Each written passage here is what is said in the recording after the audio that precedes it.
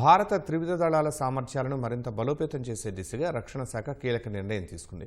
79,000 కోట్ల రూపాయల వ్యయంతో ఆయుధాలు, సైనిక పరికరాల కొనుగోలుకు పచ్చజెండా ఊపింది.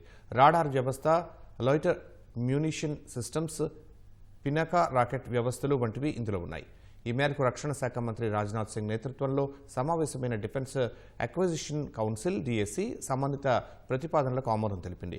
డిఎస్సి ఆమోదించిన ప్రతిపాదనల్లో హెయిల్ డ్రోన్లు, high frequency software defined radio, Astra MK2 క్షిపణులు, స్పైస్ 1000 ట్రైనింగ్ సిమ్యులేటర్ వంటివి ఉన్నాయి. ఆత్మనిర్భర్ భారత్కు ఇది మరింత ఊతం ఇస్తుందని రక్షణ శాఖ తెలిపింది. తక్కువ ఎత్తులో ప్రయాణించే డ్రోన్లను గుర్తించేందుకు లో లెవెల్ లైట్ వెయిట్ రాడార్ల వ్యవస్థ ఎంతో ఉపయోగపడుతుందని పేర్కొంది.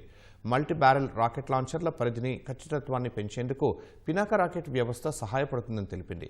పూర్తిగా స్వదేశీ పరిజ్ఞానంతో రూపొందించిన అస్త్ర MK2 క్షిపణుల ద్వారా గాల్లో తిరుగుతున్న శత్రు విమానాలను చాలా దూరం నుంచే కూల్చివేయవచ్చని వెల్లడించింది. సముద్ర మార్గాల్లో నిరంతర నిఘా కోసం రిమోట్లీ పైలటెడ్ ఎయిర్ క్రాఫ్ట్ వ్యవస్థను కొనుగోలు చేయనున్నట్లు రక్షణ శాఖ ఈ సందర్భంగా స్పష్టం చేసింది.